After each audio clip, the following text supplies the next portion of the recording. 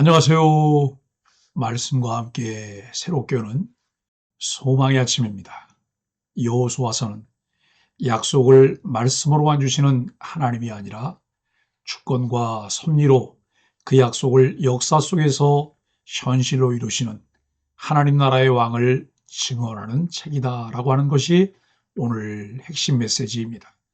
여호수아 1장 1절인 여호와의 종 모세가 죽은 후에 여호와께서 모세의 수종자 눈의 아들 여호수아에게 말씀하여 이르시되 라고 하는 말씀이 오늘 본문인데, 이 본문을 통해서 약속을 성취하시는 하나님 나라를 현실로 세우시는 왕이라고 하는 주제로 여호수아 전체의 개론을 함께 묵상하기를 원합니다. 성경을 읽을 때 우리가 가장 자주 던지는 질문은 이것일지도 모릅니다. 하나님의 약속은 정말 이루어지는가? 말씀 속 약속은 아름답지만 우리의 현실은 종종 광야처럼 느껴집니다. 기다림이 길어질수록 우리는 또 묻게 됩니다. 하나님은 지금도 일하고 계신가? 여호수아서는 바로 이 질문에 대한 하나님의 대답입니다. 이 책은 약속이 지연된 이야기가 아니라 약속이 어떻게 현실이 되는지 보여주는 책입니다. 하나님은 말씀으로만 약속하시는 분이 아니라 시간과 역사 속에서 그 약속을 끝까지 책임지시는 분임을 여호수아서는 조용하지만 분명하게 증언합니다. 첫째, 여호수아서는 사람의 시대가 아니라 하나님의 시대를 보여줍니다. 여호수아서는 이렇게 시작합니다. 여호와의 종 모세가 죽은 후에 여호와께서 모세에게 말씀하여 이르시되, 이 짧은 문장은 여호수아서 전체를 여는 열쇠와 같습니다. 모세는 죽었습니다. 한 시대가 끝났습니다. 그러나 하나님은 침묵하지 않으셨습니다. 오히려 새롭게 말씀하십니다. 여기서 우리는 중요한 진리를 배웁니다. 하나님의 역사는 특정 인물에게 묶여 있거나 매몰되어 있지 않습니다. 모세는 위대한 지도자였지만 하나님 나라의 주인은 아니었습니다. 지도자는 지나갔지만 하나님의 주권은 멈추지 않습니다.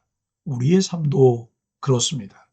익숙한 시기가 지나가고 의지하던 사람이 사라지고 이전과는 전혀 다른 환경 앞에 설 때가 있습니다. 그때 우리는 두려워합니다. 이제 어떻게 되는 것일까? 여호수아서는 그 순간에 이렇게 말합니다. 모세는 죽었으나 하나님 나라는 계속된다고. 사람의 시대가 끝나도 하나님의 시대는 끝나지 않습니다. 둘째, 여호수아서는 창세기에서 시작된 약속의 열매입니다.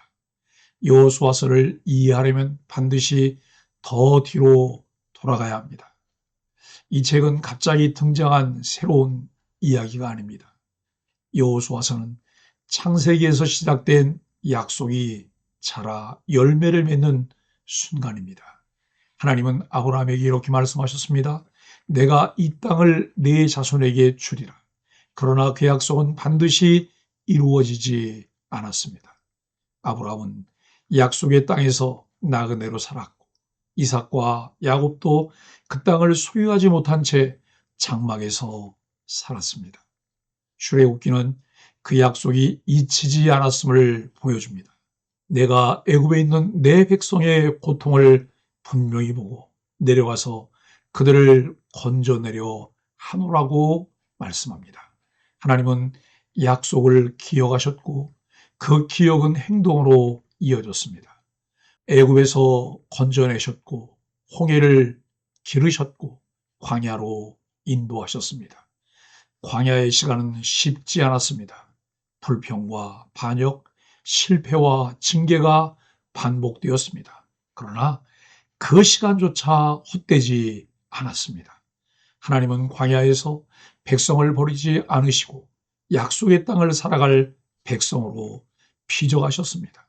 그리고 여호수아서에 이르러 하나님은 말씀하십니다.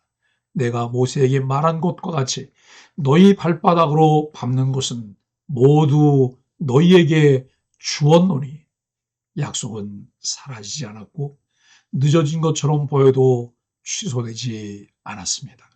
여호수아서는 이렇게 증언합니다. 하나님의 약속은 시간이 지나도 빛이 바래지 않는다. 셋째, 요단강을 건너는 장면은 믿음의 전환점입니다.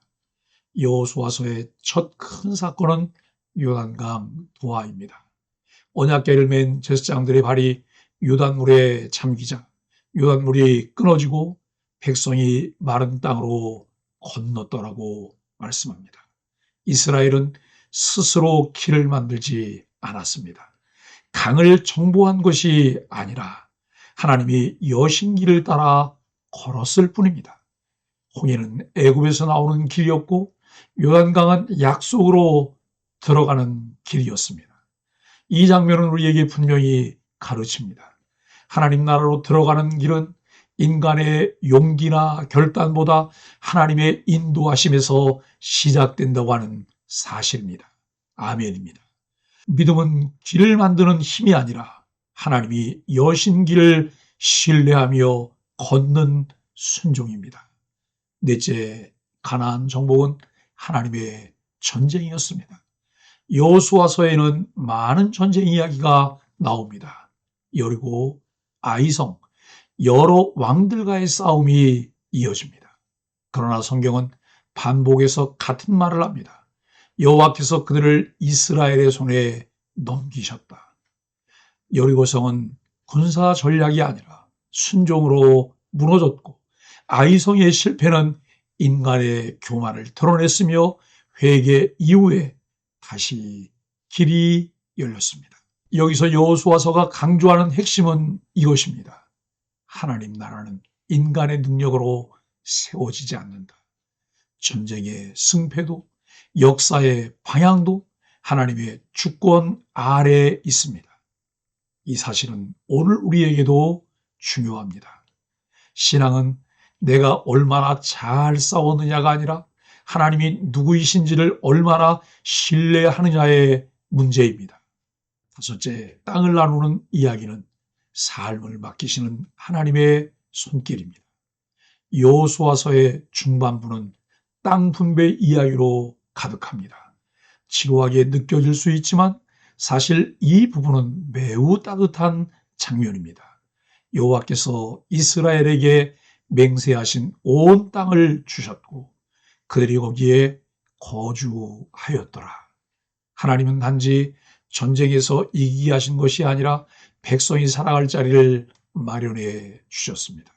각 지파, 각 가문에 주어진 땅은 하나님 나라 안에서 맡겨진 자리였습니다. 오늘 우리의 삶도 마찬가지입니다. 우리가 살아가는 가정, 일터, 교회, 관계는 우연히 주어진 공간이 아니라 하나님이 맡기신 자리입니다. 여호수아서를 묵상할수록 우리는 이렇게 고백하게 됩니다. 내 삶의 자리에도 하나님의 주권이 있다. 여섯째, 여호수아서의 마지막은 다시 선택으로 돌아옵니다.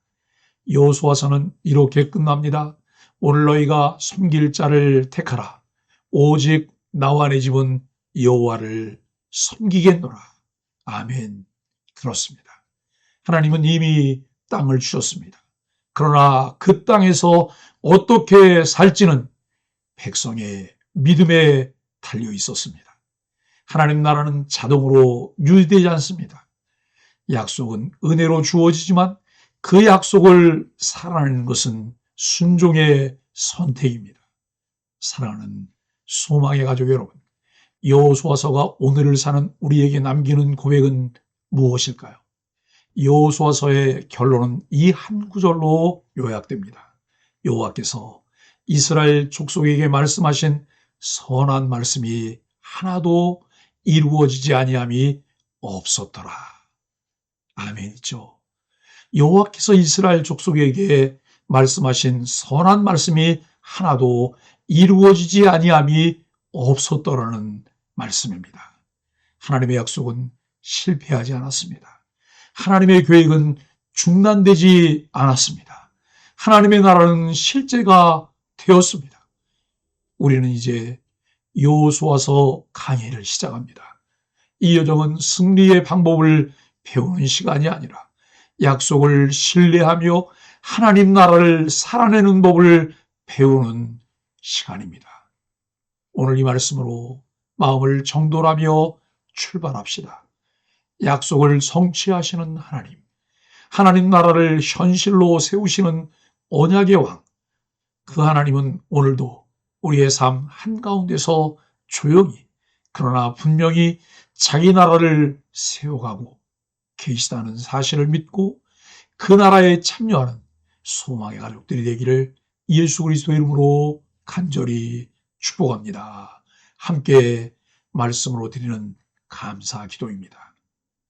약속의 하나님께 드리는 감사, 약속을 잊지 않으시고 시간이 지나도 반드시 이루시는 신실하신 하나님께 감사드립니다. 주권과 섭리의 하나님께 드리는 감사, 오늘 내가 서 있는 삶의 자리까지 주권과 섭리로 맡기시고 돌보시는 하나님께 감사드립니다. 순종의 은혜에 대한 감사, 약속을 받는 데서 멈추지 않고 순종으로 하나님의 나라를 살아가게 하시는 은혜에 감사드립니다. 예수 그리스도의 이름으로 간절히 감사하며 기도합니다. 아멘.